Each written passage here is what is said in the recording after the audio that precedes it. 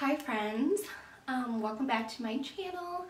Today I'm going to be talking to you guys about a really touchy subject that I wanted to share with you guys because it was something that I wish I had help with when I was going through it, and I wish that somebody out there told me that everything was going to be okay, that life goes on, and that was just not the answer. Suicide was just not the answer, and I'm here to tell you guys that it's really not.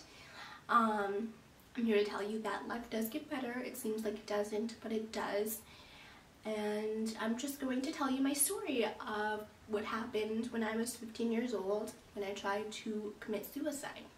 I did write a blog post about this, so be sure to go check it out. I'll link it down below, but I want to talk to you guys about it too because I feel like I'm talking to you as a friend than actually like typing it out, if that makes any sense. If you like this video, be sure to give it a thumbs up and send some love down below. Send anybody love that's watching this video.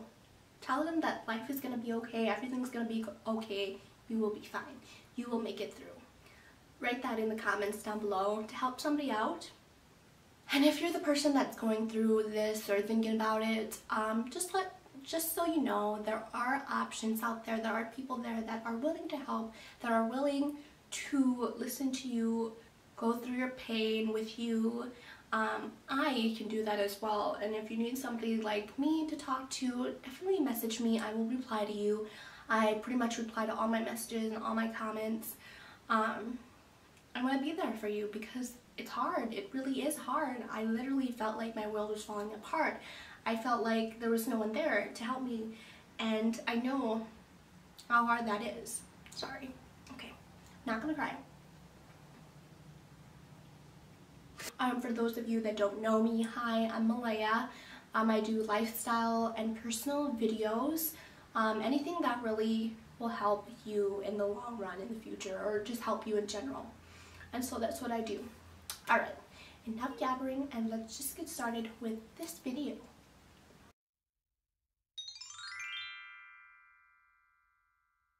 I was 15 years old. I thought I was the world. I thought I was the coolest person. I thought I was literally the shit. And I acted like it too. So I fell in love with this boy. He was my world. He was my first love. He was my first kiss. He was my first experiment. He was my first companion. He was my first friend. He was my first everything, it seems like, because growing up in an Asian family, talking about emotion is definitely something that we don't do. So he was there for me when I needed someone to talk to. At this time in life, my parents were going through a rough patch with their relationship, and so he was there when I needed someone to talk to about that. Sorry, I'm like really hot. Woo. And so we dated for about 6 months. I thought I was the world with him. I thought I was the world when he was by my side. Nothing could have happened to me. I don't care if I don't have any friends. I lost pretty much all my friends because he was my only friend, and that's all I needed. He was my world. That's how it is with your first love, you know? You just think that there's nobody else that could be in your life because he completes you. He is everything for you, and so you don't need anyone else. And that's literally what I thought. But I was so in my world and so into myself that I treated him pretty poorly, just thinking about it going back. And I really apologize for that because I was like a 15-year-old girl. But I don't think, you know, when you're kids, you don't really talk about things. You don't really figure it out. And so one day he just had enough of me. He just had enough of just me being me. my 13-year-old self, and he told me that he didn't want to be with me anymore. And I remember how sad I was. I remember my heart breaking in my chest. I remember tears streaming down my face. I remember what I wore that day. I remember where we were sitting. I literally remember everything from that day, and it's been like 9 years. I remember begging for him. I remember telling him that I'm sorry, I will change for you, I will do anything for you, please do not leave me. And he was just like, no, I made up my mind, I'm sorry, leave me alone. And I just couldn't. He was my everything. Like, what would I do without him? I couldn't talk to my parents, I couldn't talk to my friends because I didn't have any friends anymore. I was so alone. I was so alone after that day. And I remember texting him and texting him and texting him, crying myself to sleep every night because I had no one to talk to, because when I talked to my mom, she literally told me that's why you should not be having a boyfriend in high school. When you're 15 years old, you should focus on schoolwork. That's why. That doesn't help. That really doesn't help. And like, I love my mom now. She's a lot more, since I went to college, she's a lot more like emotionally invested. But back then she really wasn't. She didn't know how. And you know, it's the way she was raised. So I don't blame her. But I had no one. My friends were gone. My mom literally blames me. My sister, she was too young to understand. I was alone. I felt very, very alone. I literally almost failed my freshman year. It was in the spring when he broke up. So I almost failed that semester because all I did was cry myself to sleep and lay in bed and just be depressed because I was so alone. I didn't have anybody. And I wanted him back because he was my friend. And he was my love. And I tried everything. I literally tried everything to get him back. But he literally made up his mind. His 15-year-old self made up his mind that he didn't want to be with me anymore. And I just kept pushing. I just kept on trying because I was so lonely. So I became friends with these group of girls maybe like a month after, and I was still pretty depressed. And they kind of helped me through it. They told me that everything was going to be okay. They talked to me about it, and I was doing a little better. That's for sure. But when I got home, or when I didn't have class with them, or when I just laid in bed thinking about how alone I was, I just didn't know what to do. I didn't want to be alone anymore. I didn't want to like have that pain, that crappy feeling in me anymore. So I literally just kept on thinking about like, what if I don't exist anymore? Like, he's obviously not gonna miss me. Nobody's gonna miss me because my friends are gone.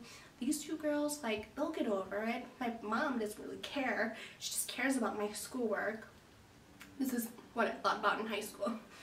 And like, I just kept on thinking like, what should I do? The next couple of days, I popped pills because I thought that they would relieve my pain. So I just popped pills. Anything I can get my hands on, literally like Advil, prescription pills, anything over the counter I could find, I just popped. I just literally thought that if I took these, the pain will go away. My loneliness will go away.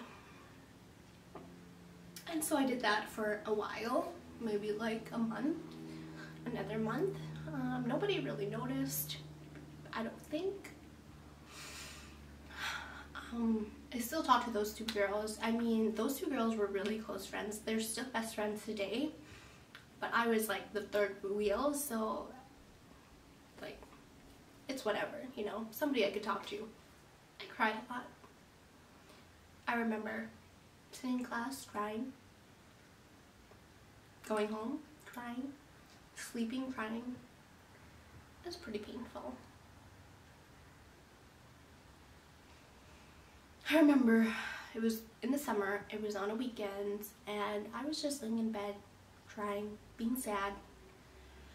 And my mom comes in and she's like, literally, stop. This is ridiculous. Like, you are being ridiculous. This doesn't make any sense. It's just a boy. Get over it.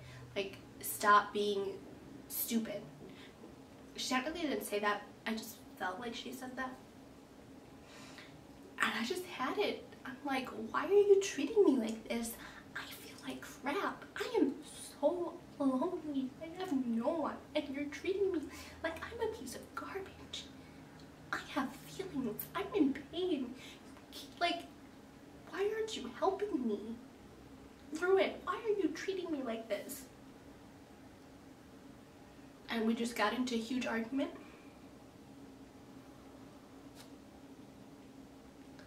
Like a really big argument. I'm pretty sure I tried to fight her. And I was just like, I'm done. I'm done. I got a pill bottle, chugged some pills, ran out the door, and that was that. So when I ran out the door, I didn't have anywhere to go, so I just thought of that friend that I talked about, and so I decided to walk over to her house. I went to her house. It was like maybe 3-4 miles from where I lived. I felt, you know, pretty bad, but when I got to her house, I told her what happened, and then I told her that I took pills. She went in and she grabbed her mom. They took me to the ER, and I made it just in time. They had to get the stuff out of my system, obviously, and yeah. They took me into a adolescent behavioral center where I talked about my feelings, where they made me take like a 50-page test. I felt very alone in there as well. But at least I had somebody to talk to. At night, there would be these girls that were in the room next door. They would just make ruckus. Cops would be called. They would like try to fight off the nurses, and it was just a really bad experience for me. A week later, my parents came and got me. I was very, very happy to see them, that's for sure. My mom was very emotional, so that made me very happy. And I went home. Everything was better because I got some prescription pills, which, you know, isn't always the answer to your depression, but sometimes that's all you can do. So I got some depression pills. I got to go talk to a therapist every week, and things are going a little better with time. My friends, which are still my friends today, not those two girls, but like my friends that did talk to me, forgave me, and we talked. I talked to them, tried to figure it out. I didn't feel as lonely anymore. My heart was still broken, that's for sure, but I knew that I could live without him. And let me tell you, this was probably this whole story is in a span of like 5 months. So if you think you can't, if you think you will forget about a guy or a girl in like a day, when you actually love somebody, that's really not going to happen. It takes time. Time heals heals all wounds. Actually, just thinking about this, I was in band and my ex was in band as well, and I was just like trying to get him back and stuff like that. This is like fast forward, and my band director pulled me into his office. I still remember this. He told me that yes, everything seems to be crappy now, but time heals all wounds. It will get better. It doesn't seem like it will get better, but it will get better.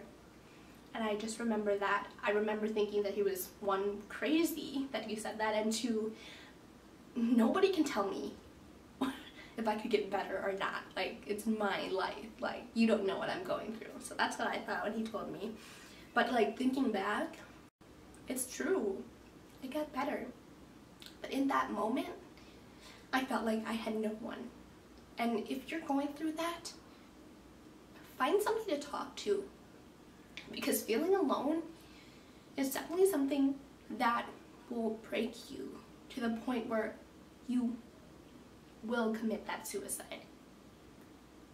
Talk to someone. There are so many hotlines, so many people that are out there that can help you. It will get better. So after a year, and day by day, my life just got a little better. I wasn't as lonely. I talked to my mom a little bit more. I talked to my friends even more. I was doing good. I was doing better. I was still on the depression pills, but I was doing okay. I was getting better. I didn't think about him as much. I was doing good.